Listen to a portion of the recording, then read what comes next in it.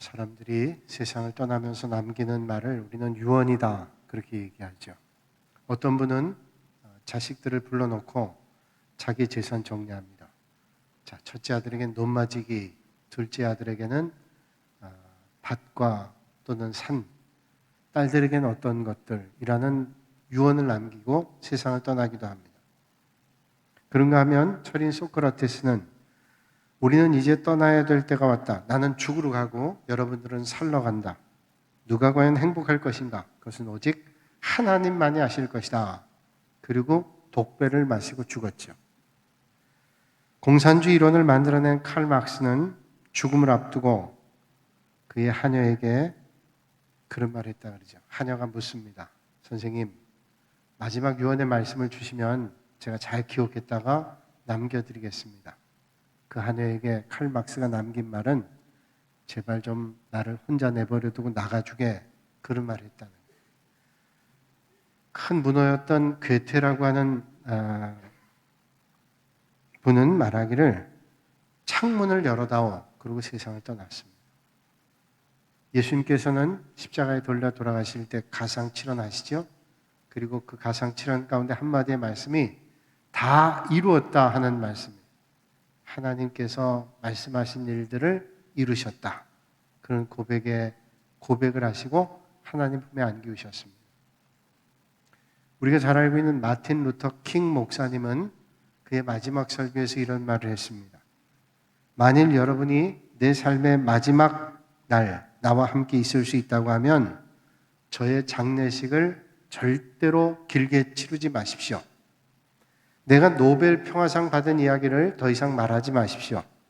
내 마지막 날에 마틴 루터 킹이라는 사람이 남에게 봉사한 일들만 말씀해 주십시오.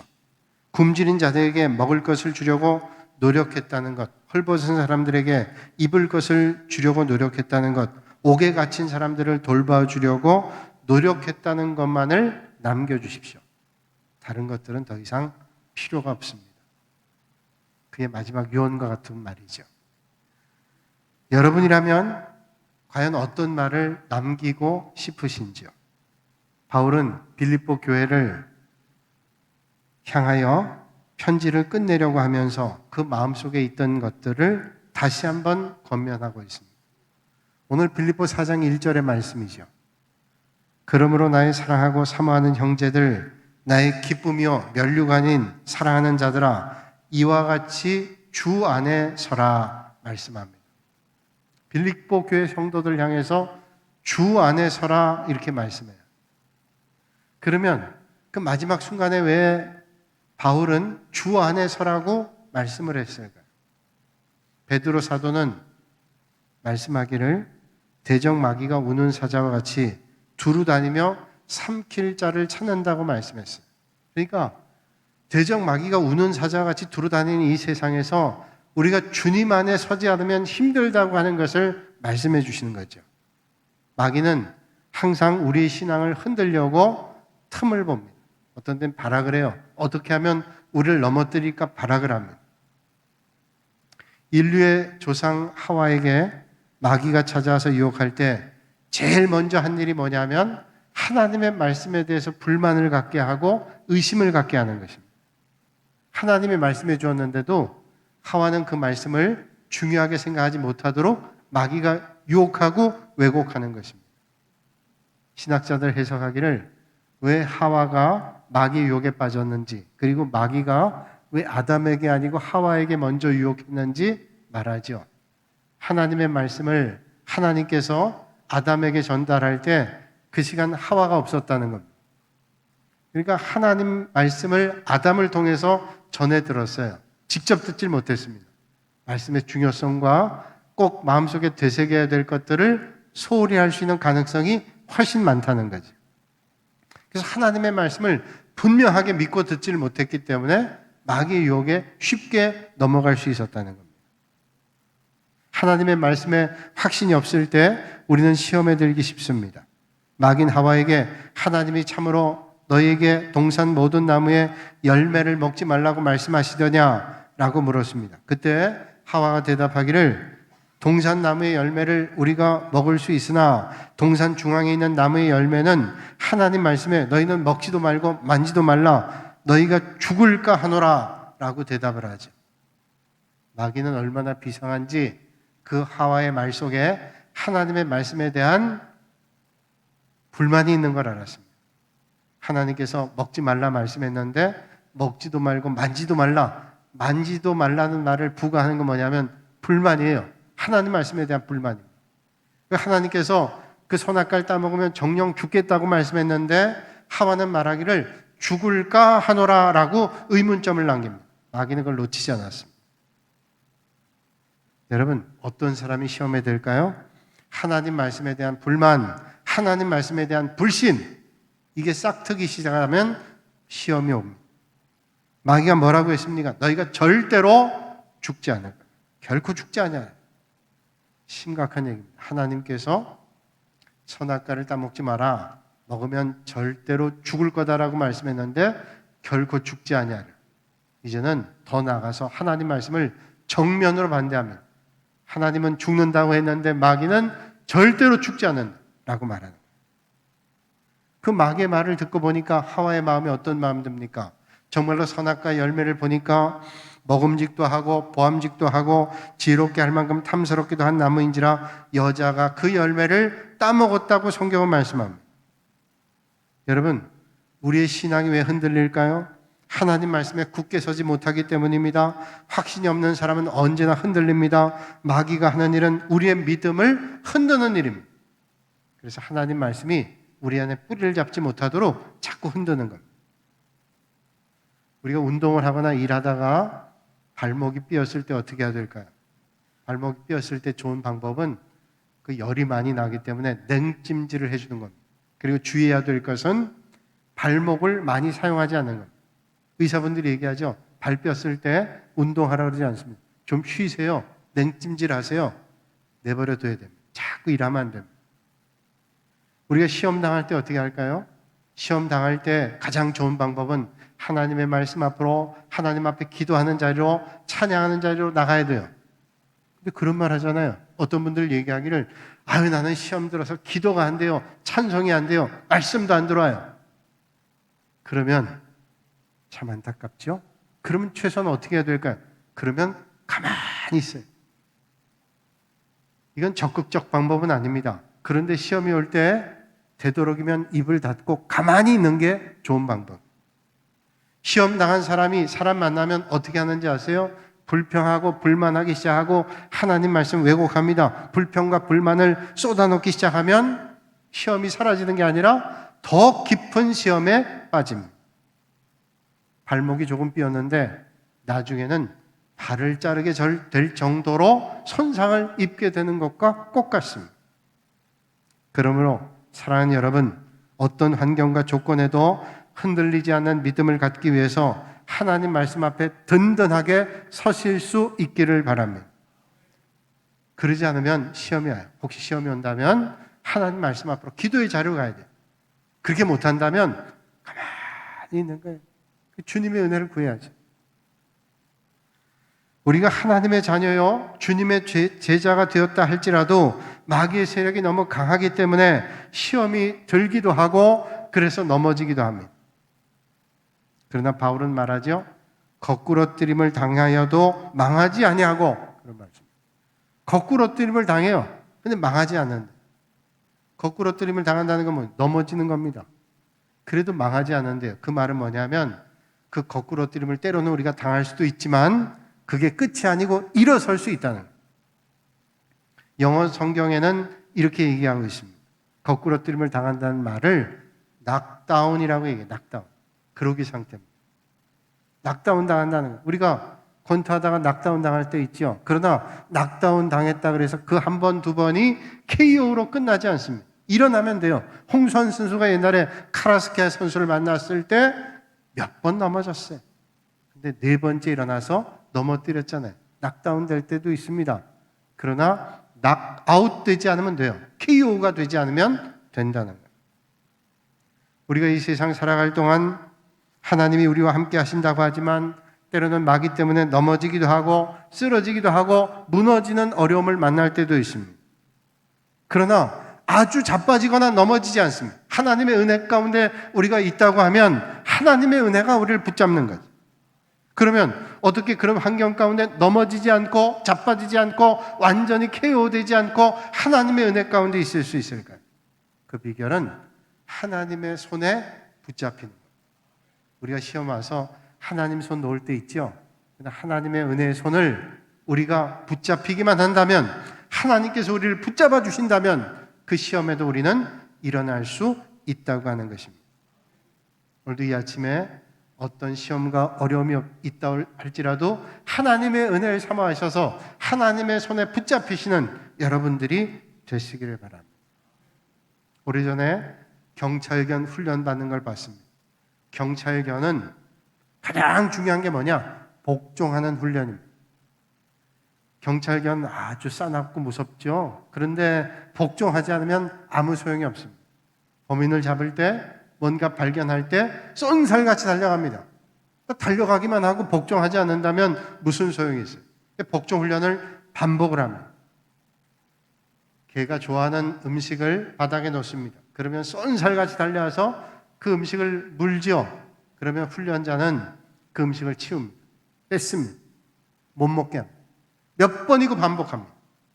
그러면 개가 달려와서 어떻게 하는가 하면 그때부터 주인을 봅니다. 주인이 어떻게 하는가 주인께 집중합니다. 주인이 먹지 마. 그럼 먹지 않습니다. 앉아. 그러면 앉습니다. 그러면 주인이 먹이를 주기 때문에 복종하는 훈련합니다.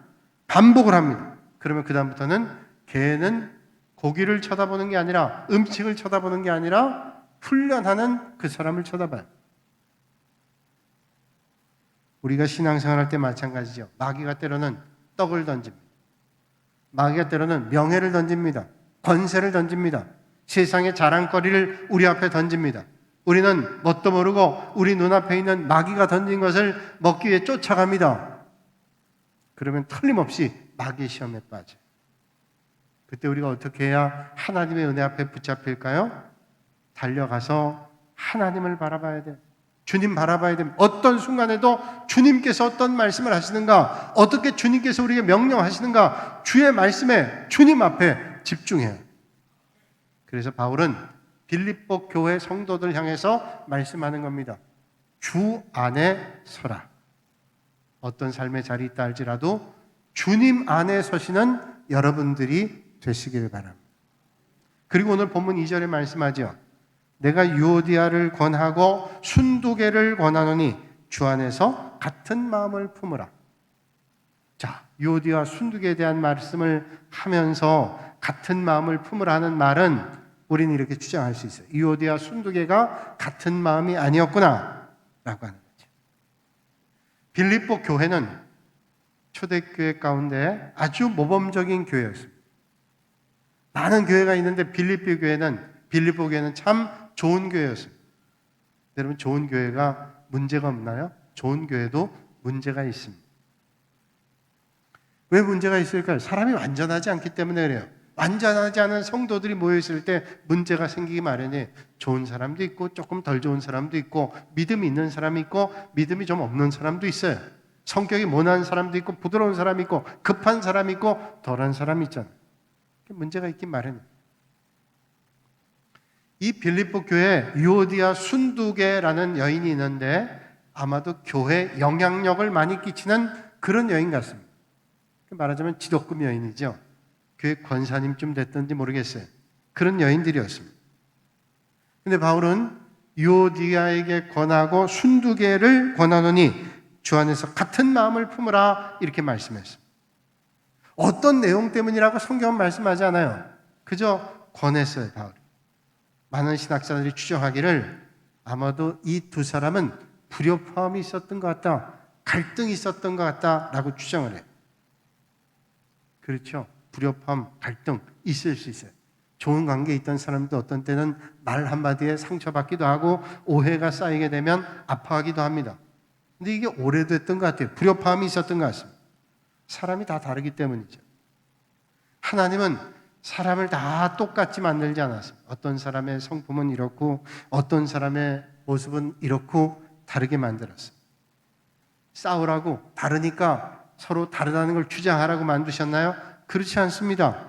조화를 이루기 위해서 하나님께서 다르게 만드셨어요. 왜 조화롭게 하려고 그러셨을까요? 조화는 아름답거든요.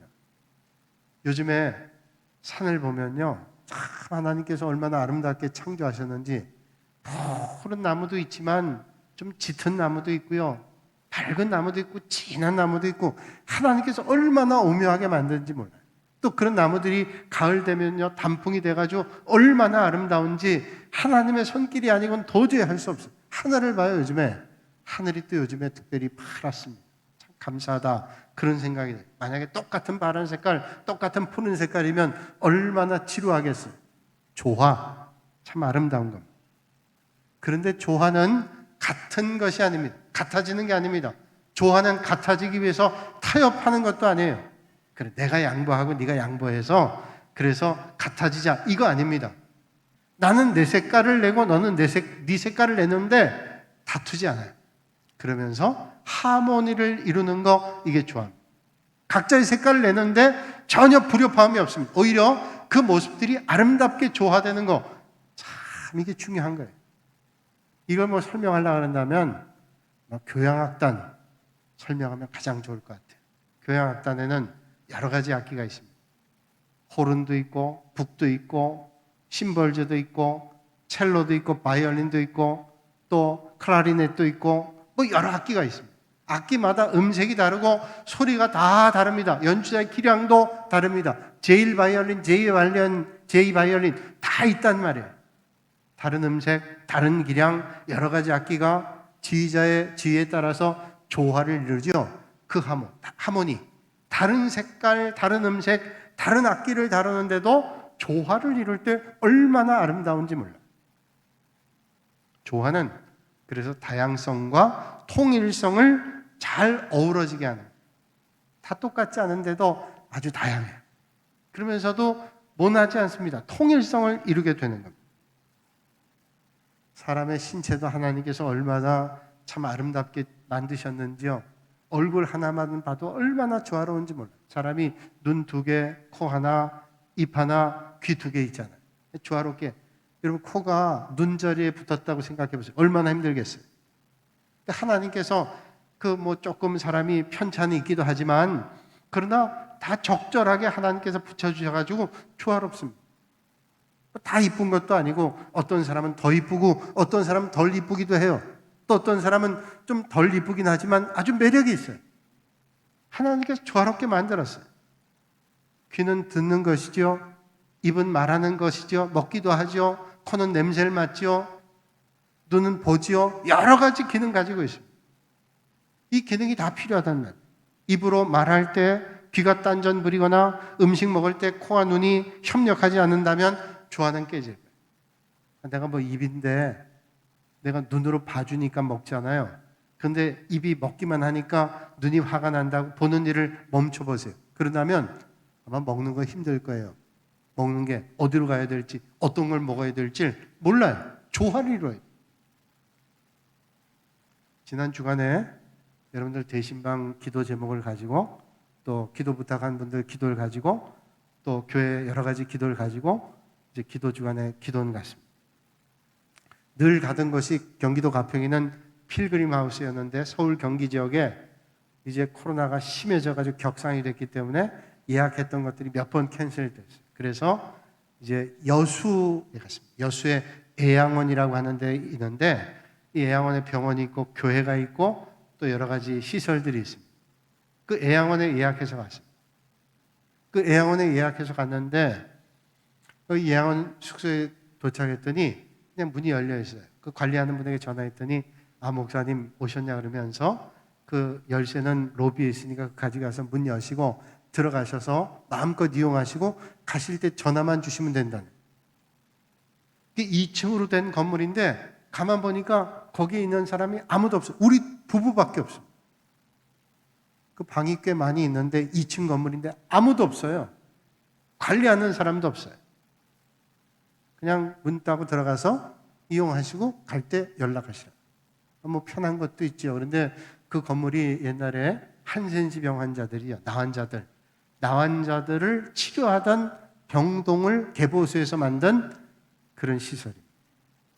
원래 나환자 그 병실이었던 거죠. 근데 뭐 그 다 예전 일이니까 다 이제 개보수해서 잘 해 있는데 기분은 조금 음산해요. 주변에 뭐 사람도 없고 그 건물만 있는데 아무도 없는 거예요. 우리 부부밖에. 그래도 뭐 기도하긴 좋다 해서 들어갔는데 오랫동안 폐쇄가 됐는지 녹물이 나옵니다. 화장실 가서 물을 틀었더니 녹물이 계속 나오는 거예요. 보통 오랜만에 쓰면 우리도 멀리 어디 갔다 오면 녹물이 나올 때 있어요. 그렇잖아요? 뭐 그럴 수 있겠다 했는데 이게 녹물이 계속 나오는 거예요. 화장실 변기를 내려도 노란 물이 나오고 수돗물을 틀어도 그 계속 물이 나오고 뭐 이빨도 닦을 수 없고 세수도 할 수가 없을 정도의 물이에요. 관리 한 분에게 전화했더니 목사님 오랫동안 안 써서 그런데 한 30분 틀어놓으면 녹물이 안 나올 겁니다. 그래서 한 20분쯤 틀었는데 이게 물이 너무 아까운 거예요. 이게 다 흘러버리는데 근데 뭐 어떻게 쓸 수가 없으니까 근데 20분 지나도 계속 녹물이 나오는 거예요. 그래서 전화했어요. 이거 녹물이 너무 나와서 쓰기가 어렵겠다고 그렇게 얘기를 했어요. 그러냐고 자기가 와보겠다고 그 이야기를 했어요. 근데 녹물뿐 아니라 오랫동안 문이 닫혀 있었기 때문에 냄새가 나는 거예요. 괴괴한 냄새가 나요. 저는 냄새를 잘 못 맡았는데 제 아내가 냄새를 맡는데 너무 냄새가 심하다. 저도 그 얘기를 듣고 조금 있다 보니까 머리가 아파요. 냄새는 못 맡는데 머리가 아프기 시작. 제가 생각했어요. 이렇구나. 만약에 우리의 눈이 보이지 않아서 녹물로 볼 수 없다면 아마 그 물을 가지고 먹고 뭐 이런저런 사용했을 거예요. 눈이 기능을 하기 때문에 볼 수 있는 거예요. 코도 말이죠. 그 냄새를 맡을 수 있어야 그 기능을 발휘할 때 건강해지게 되는 자신의 위치에서 자기가 할 일을 할 수 있어야 건강하게 되는 것입니다.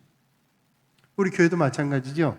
각자 직분에 따라 주어진 일 스스로 잘 감당할 때 건강해집니다. 교회도 건강하고 우리의 몸도 건강하고 우리의 영혼도 건강해지게 되는 거죠. 그게 조화. 우리 서로 다르기 때문에 갈등이 있기도 합니다. 어려움이 있기도 합니다. 그러면 어떻게 해결해야 될까요? 오늘 주님께서 바울을 통해서 우리에게 말씀해 주고 있죠. 그 조화의 비결을 말씀합니다. 주 안에서 같은 마음을 품으라. 요디야와 순두에게 말하죠. 주 안에서 같은 마음을 품으라 말씀하고 있습니다. 같은 마음을 품으라는 건 뭐예요? 같은 생각을 해야 된다 이렇게 말씀하고 있습니다. 여러분 사람이 개성이 다르고 취향이 다르고 배운 게 다르고 삶의 여정이 다른데 같은 마음 갖기가 힘들죠. 그런데 이 같은 마음을 가지라는 게 뭘까요? 주 안에서 같은 마음. 우리가 다른 마음 가지려면 자기에게 집중하면 다른 마음 같습니다. 내 취향은 이래, 내 생각은 이래, 내 판단은 이래. 나를 중심으로 두면 항상 그 관계가 깨져요. 그런데 주님을 먼저 생각하는 거예요. 주님 안에서. 어떤 상황에 있어도 주님을 먼저 생각하는 거예요. 그러면 주님 먼저 생각할 때 조화를 이룰 수 있어요. 사랑하는 여러분, 주님 섬길 때 나를 먼저 하지 않고 주님 먼저 하심으로 조화로운 믿음의 자리가 되실 수 있기를 주님의 이름으로 축복합니다. 교회는 절대로 완전 무결한 모임이 아닙니다. 왜냐하면 모여있는 사람들이 완전하지 않기 때문에 서로 다른 배경과 여러 가지 서로 다른 삶의 자리였기 때문에 우리는 도저히 완전할 수가 없습니다.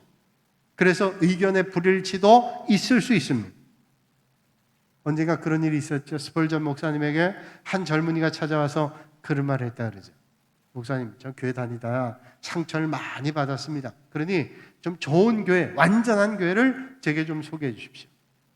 스펄전 목사님이 아주 유명한 말을 했습니다. 젊은이, 그런 교회는 세상에 없습니다. 혹시 그런 교회를 찾는다면 그 교회를 나에게 소개해달라고.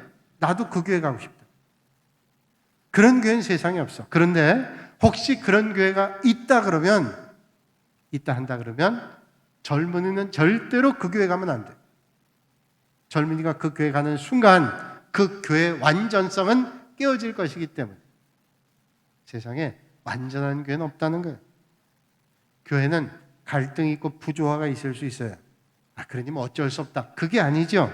정말로 중요한 것은 이 갈등 문제, 이 조화가 안 되는 문제를 어떻게 해결하는 거예요? 주님 먼저 생각. 주 안에서 같은 마음 품는 거예요. 내 생각이 우선이고 내 판단이 우선이고 내 주장이 우선이라 그러면 어떤 공동체도 평화를 이룰 수 없어요. 그런데 항상 주님 먼저 생각해요. 주님 어떻게 생각하실까? 주님 기뻐하시는 게 뭘까? 주님 먼저 생각하면 좋은 공동체가 될 수 있습니다. 사랑하는 여러분, 어떤 상황에도 주님을 먼저 생각하시는 여러분들이 되시기를 주님의 이름으로 축복합니다. 그러면서 오늘 4절에 말씀하죠. 주 안에서 항상 기뻐하라. 내가 다시 말하노니 기뻐하라. 이렇게 말씀해요. 이제 바울이 주님 말씀 전하는 거예요. 기뻐해야 된다. 믿음의 성도들이 다시 말하는데 기뻐하라는 거예요. 여러분, 언제나 기뻐하라는 거예요. 이 기뻐하라는 말은 항상 주 안에서 기뻐하라는 거예요. 근데 여러분, 사람이 항상 기뻐할 수 있나요? 기쁜 일만 있는 게 아니잖아요. 힘들고 어려운 일도 많이 있죠. 근데 어떻게 기뻐할 수 있어요? 특별히 믿는 사람들 기뻐하라 그러는데 여러분, 예수님 믿는 성도들도 믿지 않는 사람들이 겪는 어려움을 그대로 겪기도 합니다. 어떤 때는 예수 믿지 않는 사람보다 더 어려움을 겪을 때도 있어요. 왜냐하면 예수 믿는 것 때문에 고난 당할 때도 있어요. 시험 만날 때도 있고. 그러니까 더 어려운 일을 만날 때도 있어요. 그런데 우리가 어떻게 항상 기뻐할 수 있어요? 이 말은 거의 불가능한 일입니다. 불가능. 세상에 어떻게 항상 기뻐할 수 있어요? 가끔은 기뻐할 수 있죠. 어떻게 항상 기뻐할 수 있어요? 이게 불가능한 일입니다. 그런데 우리는 주님 말씀을 기억합니다. 믿는 자에게는 불가능이 없다고 말씀하죠. 능치 못할 일이 없다. 불가능이 없다는 거예요. 믿음의 성도들은 불가능을 가능하게 하는 성도들이에요. 그러면 주님 말씀이 그렇다면 불가능이 가능하게 될 거 아니에요. 인간적으로는 도저히 불가능합니다. 그러나 불가능하게 한 것이 가능하게 되는 것이 주님 믿는 사람들의 삶이라는 거예요.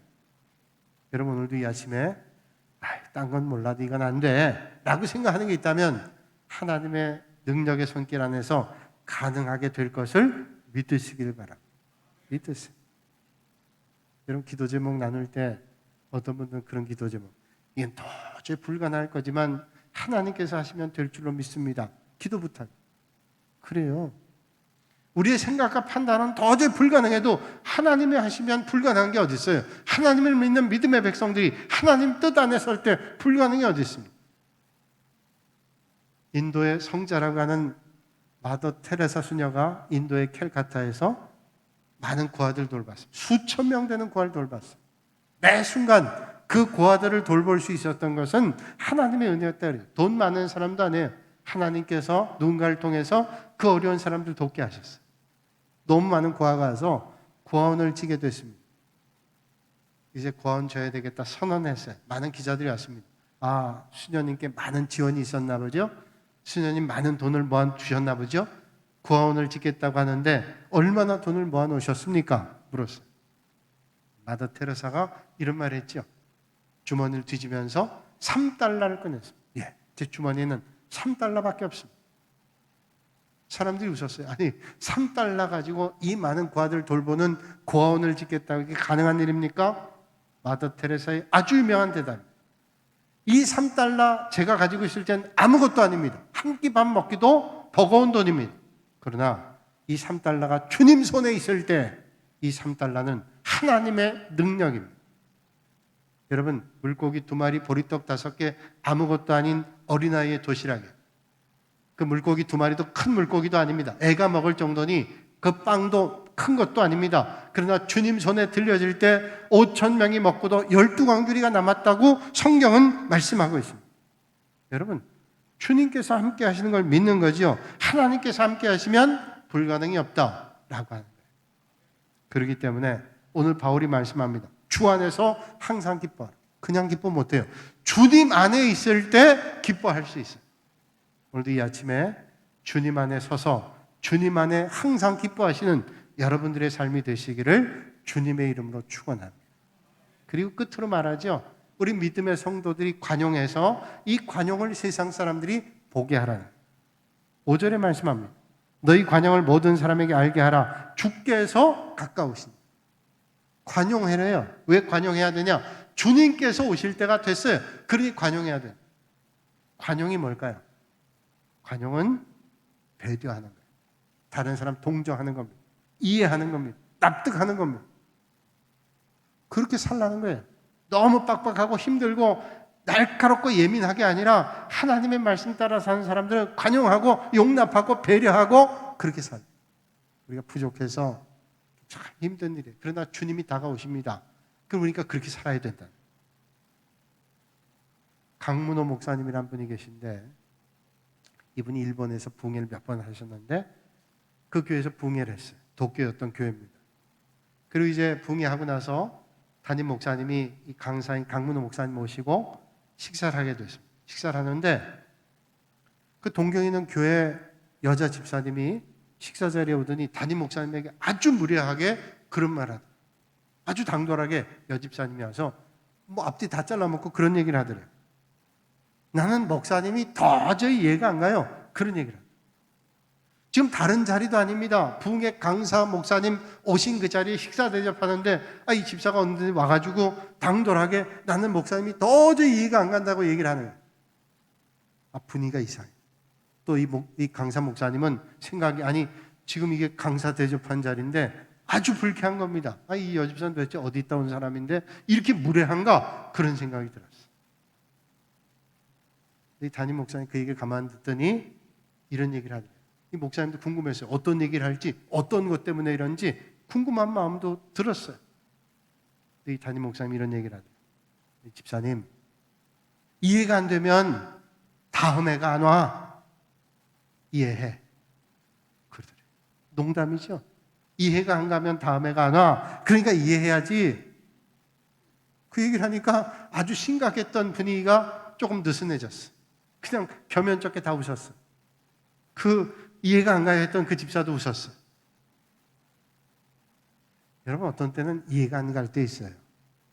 근데 이해가 안 가면 다음 해가 안 온대잖아요. 이해가 안 가고 다음 해가 안 오면 죽는 거 아니에요. 죽기 전에 이해해야지. 그런 얘기 들어보셨죠? 5 빼기 3은 2다. 5 빼기 3, 2. 틀림없어요. 그런데 그걸 다시 그 의미를 생각해 보면 오해가 올 때 뒷걸음 세 걸음질 쳐서 보면 이해가 된대요. 그 오해의 순간에 뒷걸음질 쳐서 3번 뒷걸음질 쳐서 바라보면 이해가 된답니다. 2 더하기 2는 사라는 말 들어보셨죠?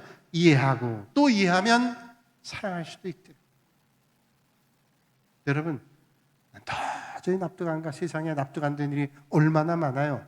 그런데 우리가 주님 안에 생각하는 거예요. 주님 먼저 생각하는 거예요. 그럴 때 하나님의 은혜가 우리에게 오지 않겠어요? 마지막 때가 가까웠습니다. 주님 안에 관용하시는 여러분들이 되시기를 주님의 이름으로 축복합니다. 김정빈이라는 분이 쓴 사랑의 바람 중에서 이런 글이 있습니다. 이분이 중학교 다닐 때 친한 친구가 있었는데 늘 도시락을 싸우면 도시락을 먹다 보면 머리카락이 나오는 거예요. 머리카락 나오고 돌도 나오고 이물질들이 나오는 거예요. 한두 번 나오는 게 아닙니다. 매번 나오는 거예요. 친구들 얘기하는 거예요. 도대체 어머니가 뭘 하길래 도시락에 머리카락을 넣고 돌을 넣고 저런지 모르겠다 수군거리기도 하고 그래. 근데 이 친구는 안 한 것 없이 돌 뱉고 때로는 씹으면 씹은 대로 뱉고 머리카락 빼고 그럼 먹는 거예요. 어떤 데는 심지어는 그 먹다가 눈물도 그렁그렁한 거예요. 도대체 도시락 먹으면서 눈물도 그렁그렁해요. 도대체 뭐 때문이니까 이해할 수 없는 일이에요. 그렇게 중학교 세월을 보내고 졸업할 때가 됐습니다. 그동안 친구를 한 번도 자기 집에 부르지 않았는데 자기가 제일 친한 친구인데 자기하고 또 어떤 친구를 불렀어요. 드디어 그 친구 집에 갔습니다. 가기 전까지는 아마 생각했어요. 그 집이 어려워서 가난해서 자기 집에 부르기에 민망하니까 그럴 거다. 뭐 그냥 생각할 수 있잖아요. 그렇게 생각했어요. 그 집에 갔는데 배를 눌리지도 않고 아이가 문을 열고 들어가더래요. 키로 문을 열고 들어갔는데 집이 캄캄하더랍니다. 집이. 근데 문소리가 들으니까 어머니가 누구냐 해서 예, 저 왔어요. 그러는 친구의 목소리를 대답했어요. 근데 어머니가 캄캄한데 나오는데 아이고 아들 왔냐 그러면서 아들을 끌어안고 얼굴을 이렇게 만지더래요. 가만 보니까 어머니가 시각장애를 가지고 있는 거예요. 그 친구들을 보더니 아이고 네가 친구들이구나 얼굴 만져가지고 참 잘생겼다 이러면서 맞더래요. 그때 깨달았어요. 그 친구의 도시락에 머리카락이 있고 돌이 있는 게 이것 때문에 보이지도 않아요. 어머니가. 그 전에는 이해할 수 없었어요. 근데 보니까 이해해요. 여러분 잘 모르면 그냥 이해하십시다. 관용하는 거예요. 주님 오실 때 부끄럽게 맞지 않도록. 여러분, 오늘 우리가 마지막 때 살아가면서 믿음의 길 걸으셔야 돼요. 어디에서? 주님 안에서 믿음의 길 걸으셔야 돼요. 내 생각이 이런데, 내 판단이 이런데, 내 생각과 내 판단이 옳을 때도 있지만 그렇지 않을 때도 많아요. 주님 안에서 우리는 관용해야 돼요. 주님께서 우리를 기뻐하실 겁니다. 오늘 주님은 바울을 통해서 간절하게 권면해 주십니다. 말씀대로 살아서 날마다 주님 안에 서시는 복 있는 삶을 살아가시는 저와 여러분들이 되시기를 주님의 이름으로 축원합니다. 거룩하신 아버지 하나님, 지난 한 주간 동안도 주님의 은혜 가운데 저희를 인도하여 주시고 오늘 거룩한 주님의 날 하나님의 귀한 말씀을 대면하게 하시고 바울을 통해 빌립보 교회 성도들에게 마지막 권면해 주시는 그 말씀을 우리가 마음에 새겨 주 안에 서며 하나님의 말씀 가운데 든든해 서서 마귀의 유혹에 빠지지 않게 하시고 마지막 때 주님 말씀하러 관용하며 주님 뜻대로 서는 믿음의 길 걷게 하여 주시옵소서. 예수님의 이름으로 기도하옵나이다. 아멘.